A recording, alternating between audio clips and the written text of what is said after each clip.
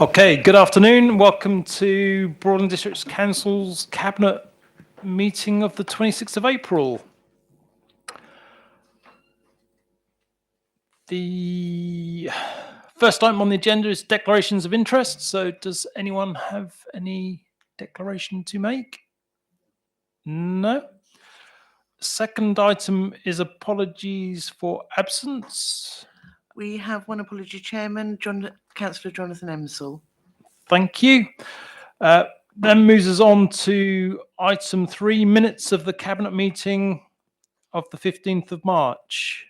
I'll take those on block. So is there anything in there that needs changing or updating, correcting, adding to? No? Okay, I'll take those and sign those off. That moves us on then to public speaking. I don't believe there's any public speaking. No. Representation from non-cabinet members. So we've got a couple of non-cabinet members in today. So good to see you. If at any point you wish to come in, if you can indicate, and if it's appropriate and I can, then I'll welcome you to speak. So just make that known. Overview and scrutiny committee, item 7. Good afternoon, Steve, as chair of overview and scrutiny. Is there anything you wish to say now, or again, would you prefer to come in as we go through?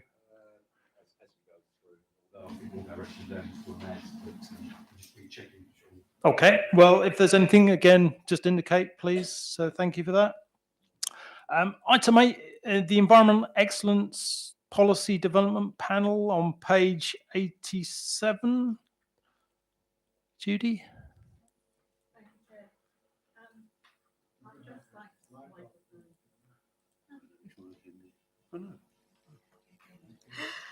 Right.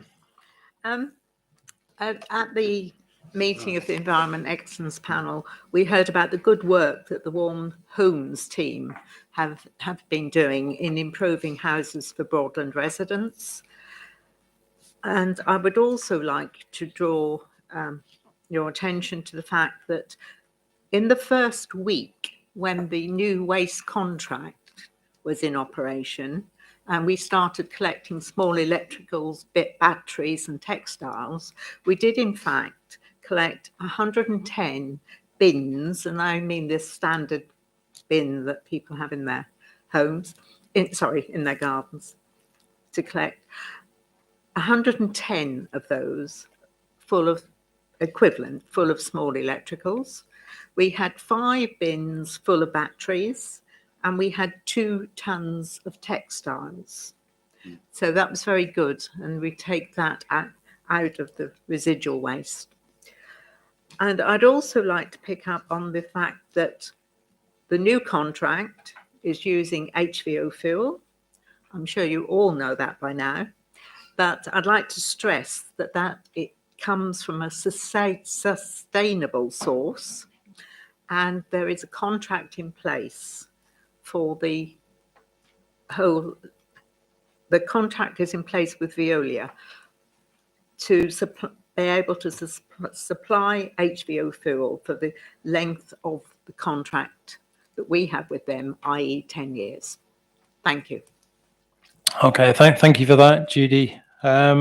Yeah, I think the HVO is quite amazing. It's taken 90-something% of the carbon out of the system for us, which is very good.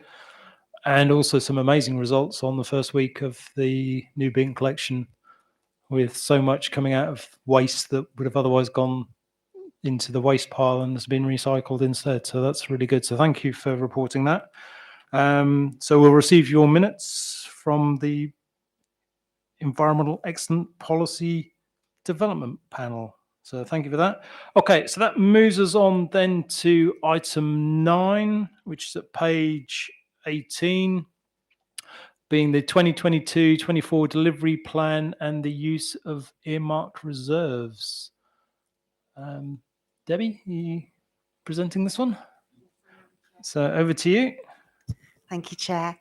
So this paper follows on from a cabinet report that came in the 8th of February and that was subsequently agreed at council on the 24th of February to create some earmarked reserves because of the particularly strong performance we'd had in 21-22, because we'd had some additional one-off income, and also we had identified some significant revenue savings and efficiencies. So this report now builds on the potential use of those earmarked reserves, which total nearly £2.6 million. And in section 3, there is outlined a number of opportunities and initiatives for each of those reserves there. And just draw your attention to earmarked reserve number 2, though, just to say that the top 2 initiatives identified in there won't be subject to a further business case, which is those new posts to support economic growth, and also some temporary increase in planning capacity there. But the initiatives are outlined, as I say, in section 3. In section 5, we talk about the further delegations there to enable us to actually draw on those reserves. And in section 4, we do just outline that there is some changes to the actual amounts in each reserve following these proposals, because there's some movement between those reserves there to get to the £2.6 million. Sorry. So yes, sorry. For that, the Appendix A outlines more detail of those reserves there, and then there's also an appendix now, an addendum to the delivery plan, which had been agreed in March there to pick up where we need to those additional work streams if they're approved. Thank you. Okay, thank you, Debbie. Trudy, is there anything you want to add at this point? Yeah, there's a few things I just want to double check on. With regards to the posts, that first of all, the Clean Growth and Sustainability Manager, which we've already approved anyway, it does say further down in the appendix that it is a 2-year contract, so it's not going to be built into the base budget. None of this. These options were all one-off options, and we were quite keen to say they don't go into the base budget. The wording is slightly different with the 3 new posts under the economic development. They, again, if you look down at page 26, because on page 20 it's not particularly clear, it does say that after the initial 2-year contract for these posts, the funding for these posts will be drawn from project programmes or will conclude, but will not be an increase to the base revenue budget. What I would suggest, because the ambition is for these posts to do well and we want them to continue. So I would just like to suggest that after the 2 years, a business case to continue the posts is brought forward. I don't know whether maybe after 18 months, see how it's done, rather than make a decision there and then, are we concluding it or are we carrying them on and putting them in the base budget?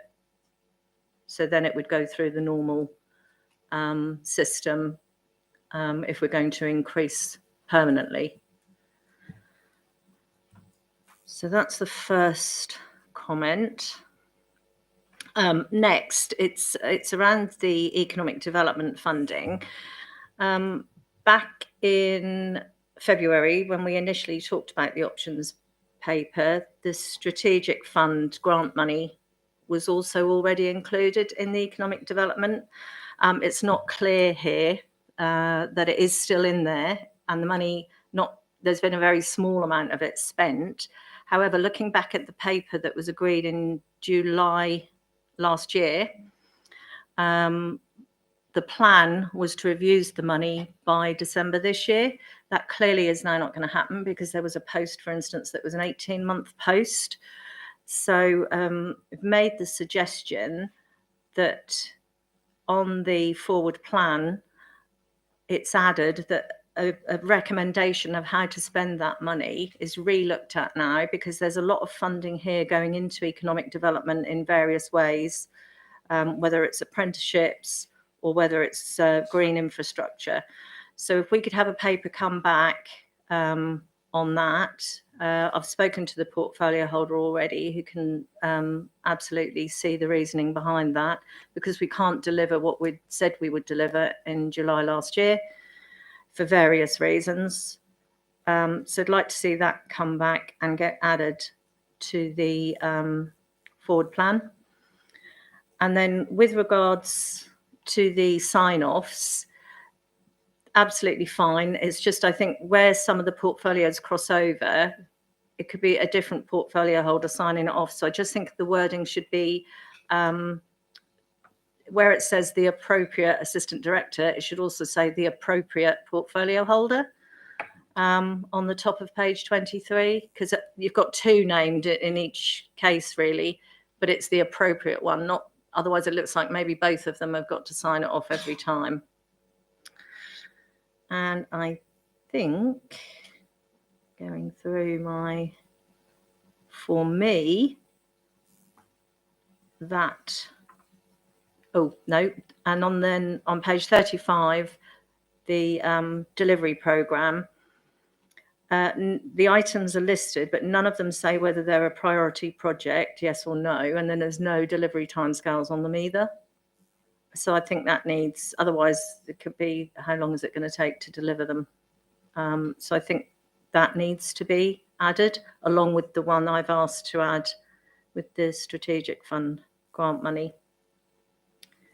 But other than that, subject to the alterations, I'm happy to put forward the recommendations on page 24, 10.1 through to 10.3 to recommend to council, and then item 1, Cabinet agrees to.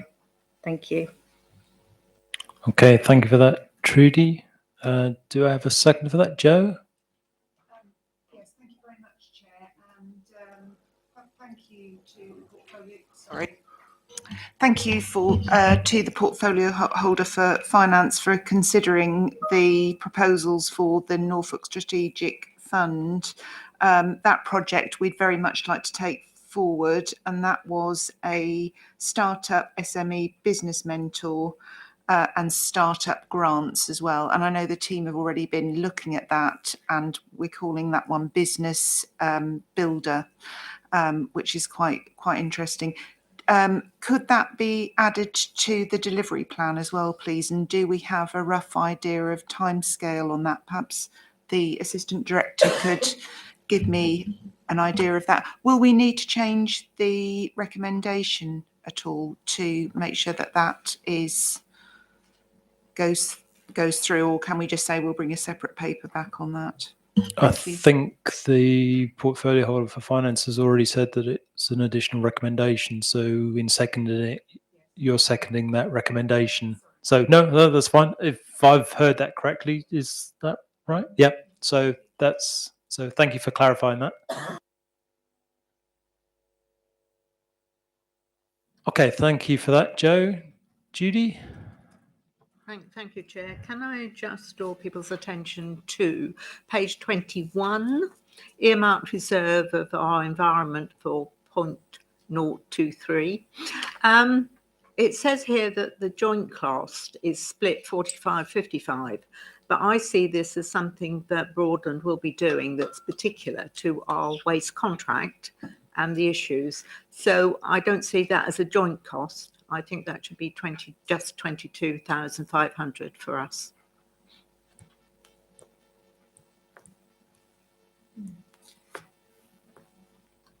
Okay, so For some innovative publicity. yeah, so that's the element under our environment item 9.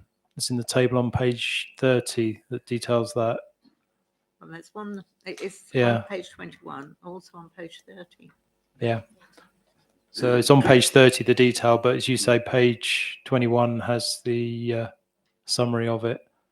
But that would need to be specific for Broadland, wouldn't it? Yeah. Sorry, my iPad has suddenly gone blank. Have you got page 30?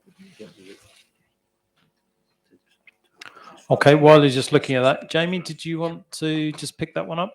Chairman, just to say, happy to take those comments on board, and absolutely any marketing and communications would be specific to the district, irrespective of whether we choose to do a piece of work across the whole two district area or not. So we can make those changes. Absolutely, it's not a problem. Okay, thank you for that. Judy, did you want to say any more on that one? No, I think that's all. Thank you. Okay, anything for anybody else? Fran?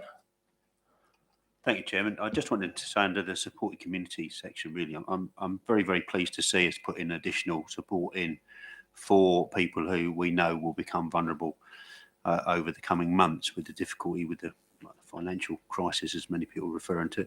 I think it will be a financial crisis for many families. So I think it's really important to see this in here. And I very much look forward to the business case around temporary accommodation, which, I think it will be very enlightening and hopefully help us in our way forward in the future. So thank you.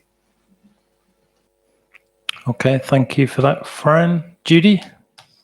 Apologies, Chair. I just want to mention the CRMS project, the IT project in here, and I don't think there's any emphasis at all on training.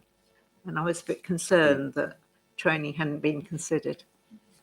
Thank you.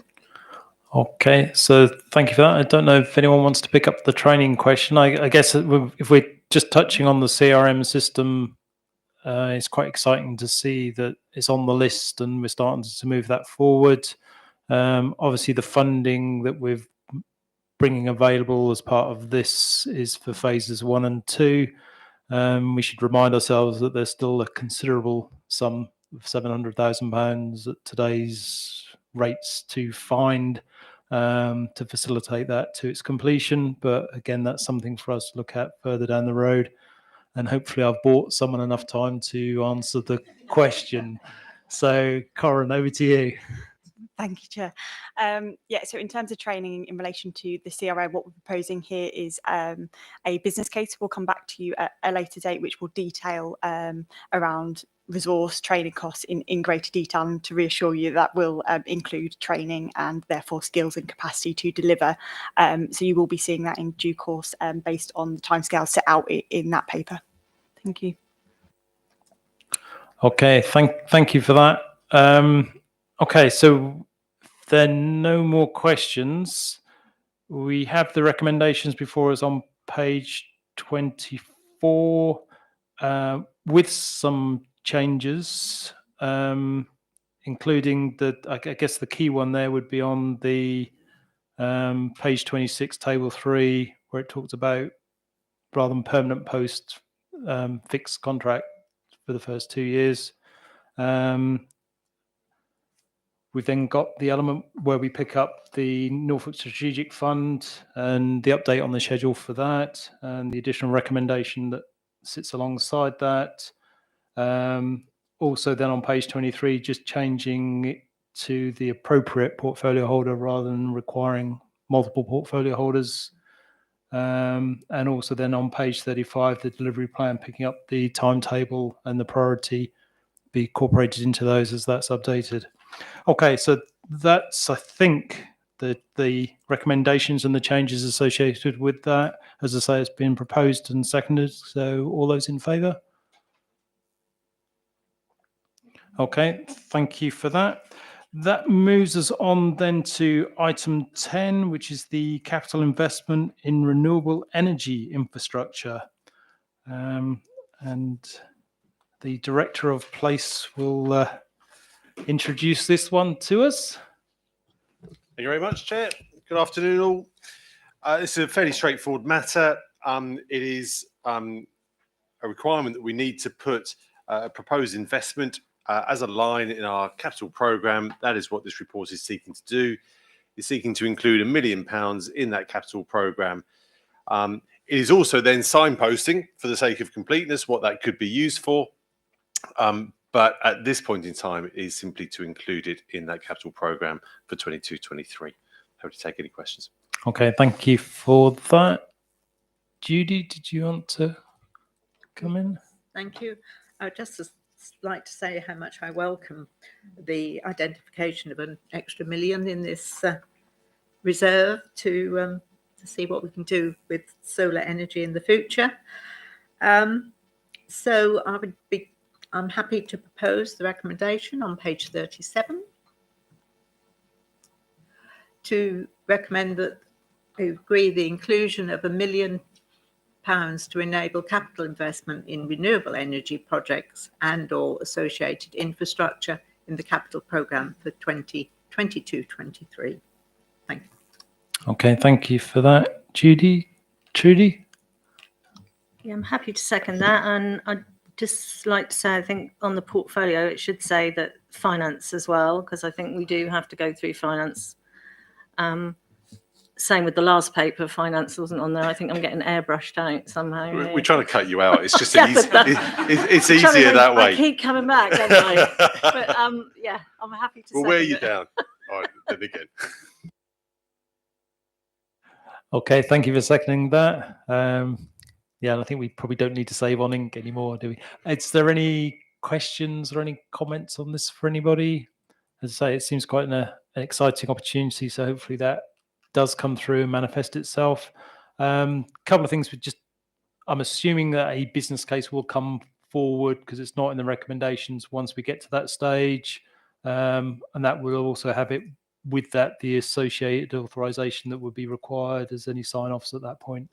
Yeah, Chair, it's a very good point. In my mind, then this is a three-step approach. We need to effectively ensure that the money is in the capital programme. That is a clear step that we have to take. The second step is a business case for the actual proposed investment in that infrastructure. And then, as the report said, a third step could be to explore that green bond opportunity to then provide that funding mechanism as well. So each of those steps would need authorisation agreement from Cabinet.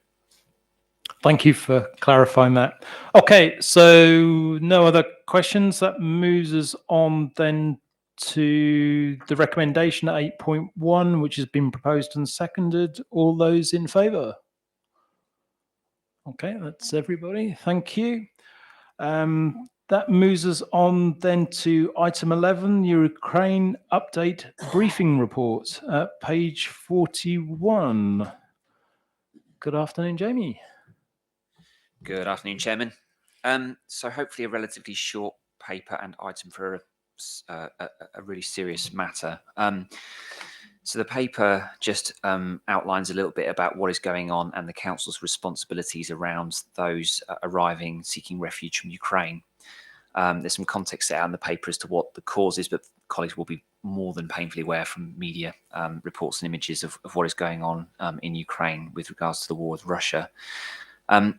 There are two predominant ways in which Ukrainians can seek visas to have refuge within this country for a period of between 6 months and 3 years. The first of those is what's called the Ukraine Family Scheme, launched earlier in March and allowed those that had existing family members in the country to access visas based on their familiarity and access support of that family and their accommodation. That's a scheme of which we have next to no oversight. We know there are people in the district who have arrived on that scheme, but we have no data from government to allow us to understand the numbers other than where we pick up issues through our normal day-to-day services.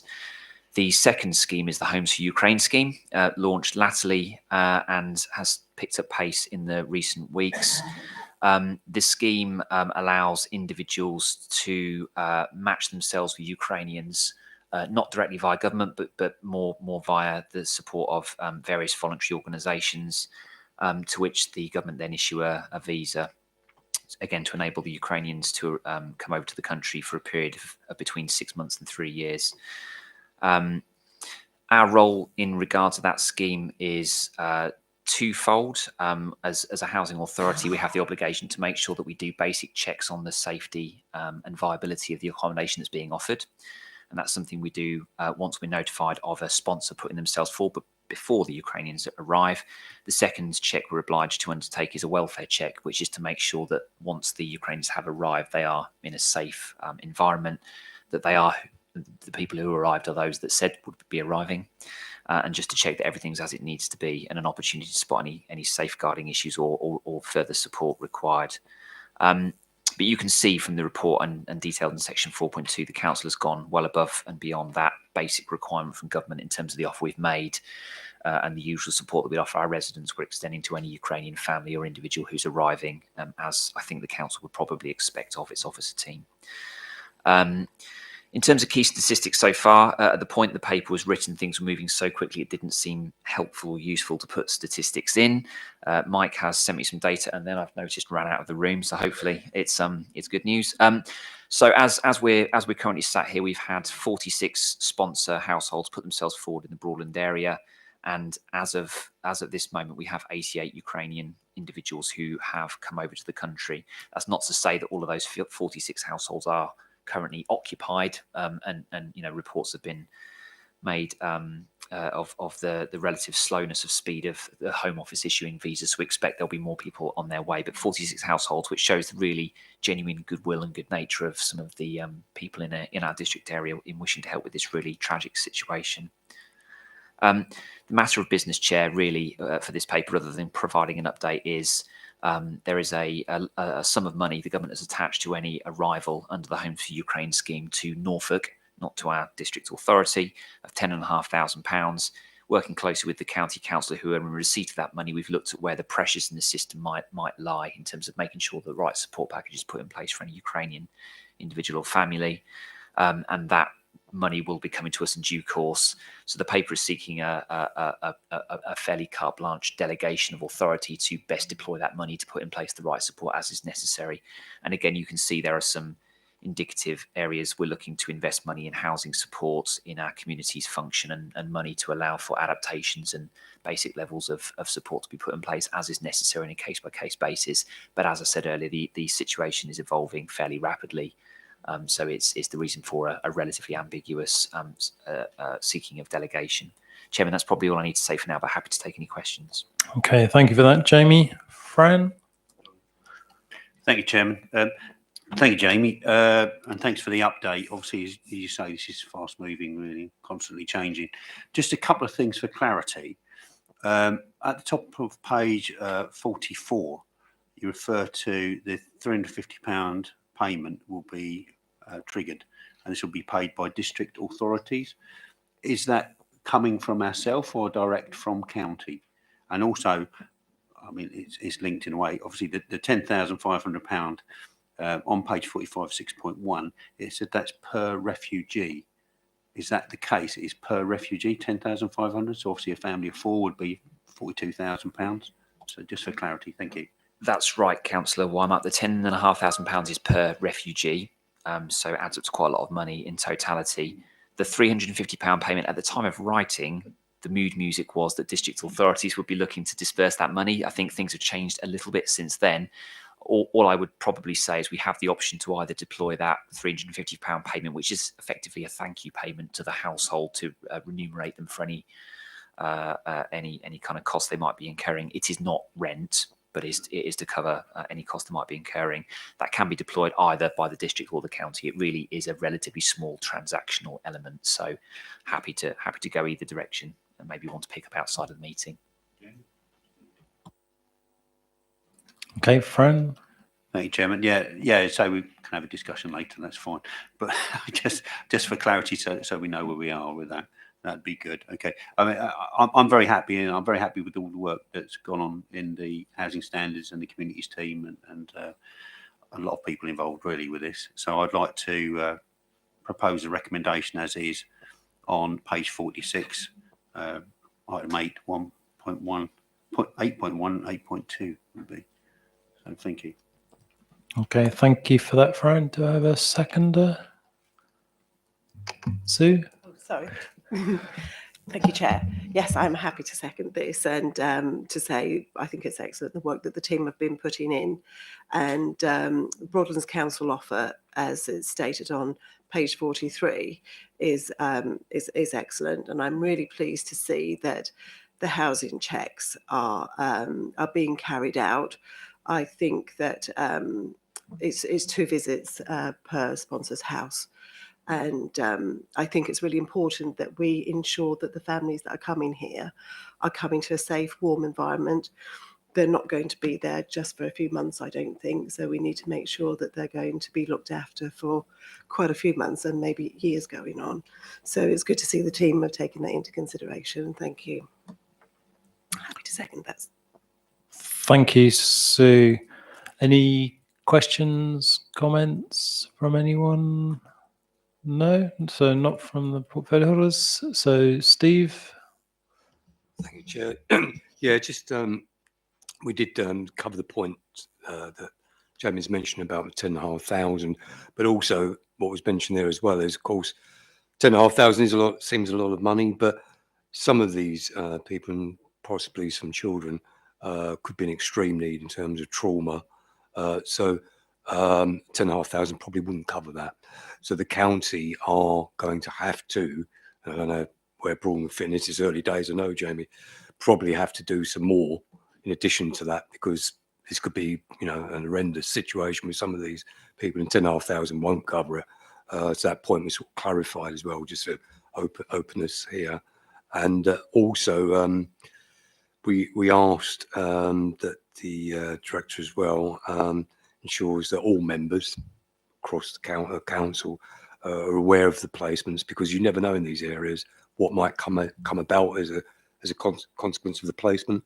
Could be negative, could be positive, you could have some other need. So if the councillors are aware where the placements are, then we can help maybe and be aware of that. As you know, Fran, we had some issues over at Jaguar Buildings over another matter, but so you never know.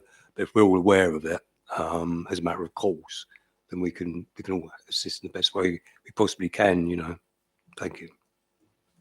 Okay, thank you for that, Steve. From a clarity point of view, I'm not quite sure we'll be told specifically where the placements are.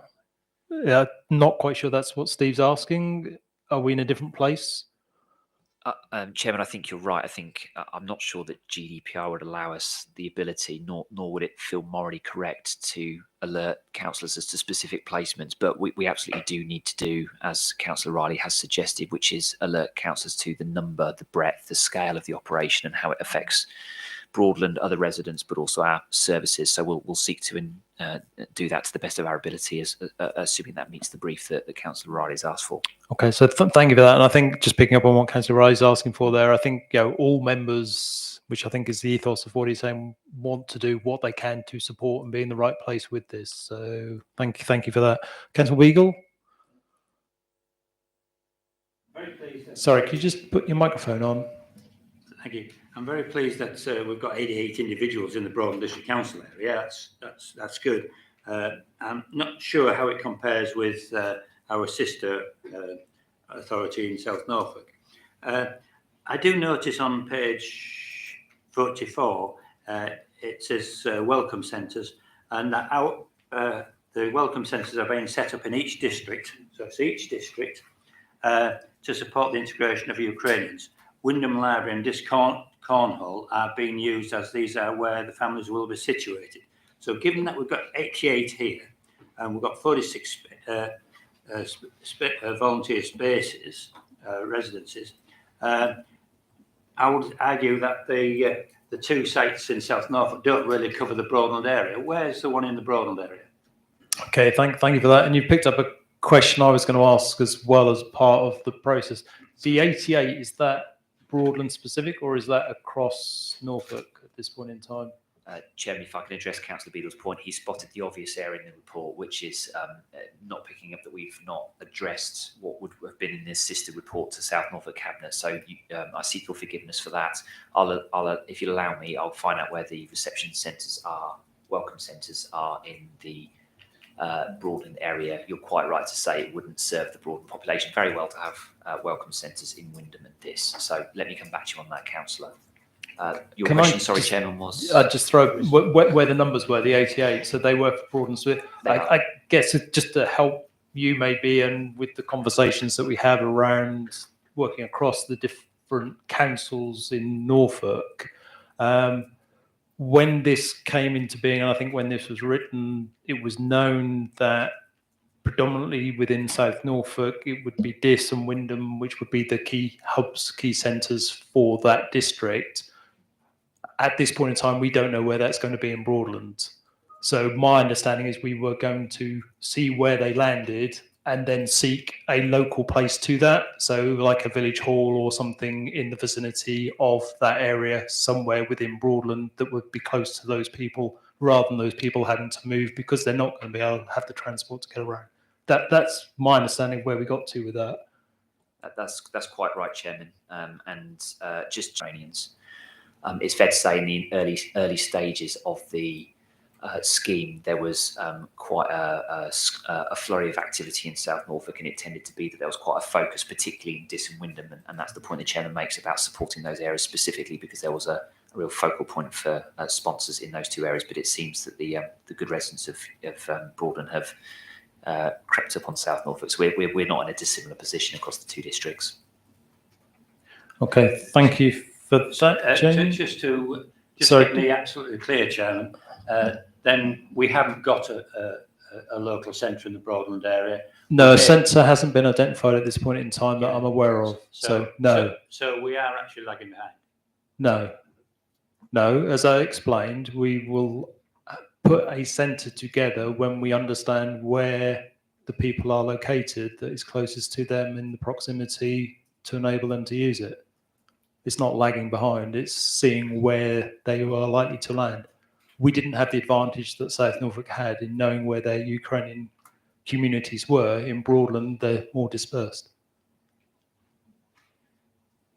Okay, so we have the recommendation before us on page 46, 8.1, 8.2 that's been proposed and seconded. All those in favour? Thank you. Okay, so that now moves us on to the public sector equality duty annual report on page 47. And I believe you're doing this one, Sue? Yeah, that's right. Thanks, Chairman. So before you is the draft public sector equality duty annual report for 21-22. As a public body, we had a statutory requirement to report annually on how we've complied with our obligations under the public sector equality duty as required under the Equality Act 2010. We're also required to publish this annual report on our public website. The annual report is at Appendix A, and on page 52, you'll find a list of the 9 protected characteristics under the Equality Act. You'll also see that in exercising our functions, we're required to have due regard to 3 specific areas, both for our service users, that's our residents, and our staff. Number 1 is to eliminate unlawful discrimination. Number 2 is to advance equality of opportunity. And number 3 is to foster good relations. As a local authority, we don't want to just tick boxes to comply with legislation, because we do most of these things anyway in our daily work. So I've attempted to bring the report to life by providing actual examples of where we've done some really good work and made a huge difference to people's lives. So going back to page 49, my recommendation is just that Cabinet approves the annual report. Thank you. Okay, thank you for that, Fran. Thank you, Chairman. I think it's an excellent report, and I particularly like the use of case studies. I actually recognise one case study. I was involved in myself, and I'm very pleased to look at the way we supported this person. I also, in the report, thought it was very...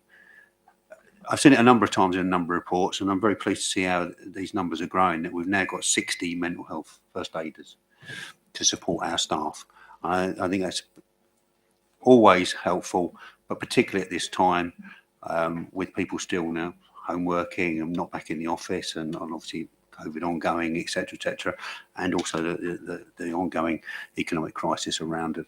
So I just think it's an excellent report, and I'm very happy to propose the recommendation on page, I did write down 49, number 8. Okay, so thank you.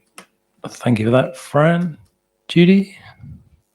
Yes, I'm very pleased to second the report.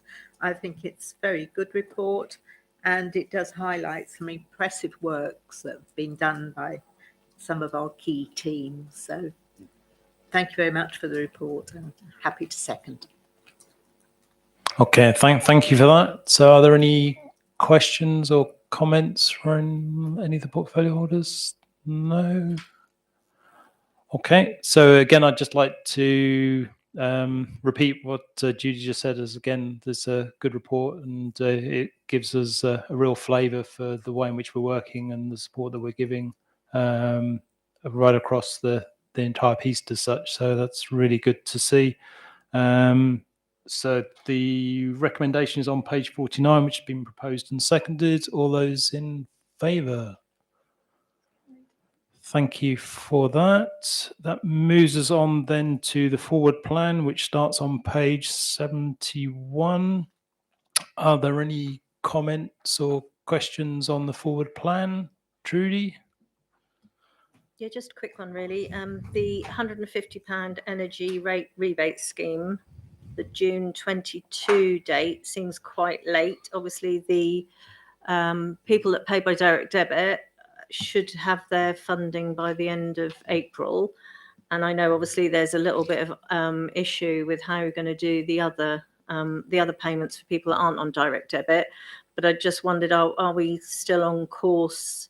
I did see in the EDP, I think we were still on course for April for the direct debits. But other than that, I haven't had another update on that.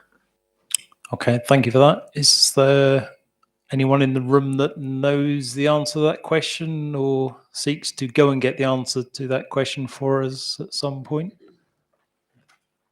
Rodney, yes. Working on getting these payments out as soon as possible. We're certainly aiming to get these out within the next couple of weeks, provided there's no issues in the meantime getting the payments out. It's obviously, as you can imagine, a very large job, potentially contacting 100,000 residents to make these payments. So we need to make sure we're making the payments correctly and avoiding any error. But I can assure you that the team are working at pace to get these monies out of the door to the people that need them as quickly as possible. Thank you for confirming that. And as the portfolio holder said, I believe it's the direct debit ones that are the easier ones to contact and make happen sooner, and the residue will be picked up as we move through May. Yeah, okay, so thank you for that. Is there anything else for anybody in the forward plan, Judy? I'd just like to highlight, I think there's something missing in the fact of the green waste contract. That will be added, I trust. I've got that to add to the list. That's the one that's up for renewal in September. So, yep, good. Okay. I'm getting mouthed at from behind you. It's very weird seeing this mouth move out the side of your head, Judy. Sorry, Simon. Sorry, the report should come in July, not September, for the garden waste. Yeah, no, the contract's renewed in sorry, September. So, yes, I'm pleased to hear it's coming a couple of months beforehand to enable it to be enacted in time for September. Yeah, no, thank you for clarifying that, Simon. Okay, so that enables us to just receive and note the forward plan. Obviously, we've generated a whole host of new work today coming out of the item earlier on the agenda, which he's struggling to find the name of. Item 9 being the 2022-24 delivery plan and the use of the earmarked reserves. So again, all of those things will be updated onto the forward plan with the other things that have been mentioned today. So thank you for that. Okay, so that moves us on to item 14. So I will move that the press and public be excluded from the meeting for the remaining items of business, because otherwise information which is exempt information by virtue of paragraph 3 of part 1 of schedule 12A of the Local Government Act 1972 as amended by the Local Government Access to Information Variation Order 2006 would be disclosed to them.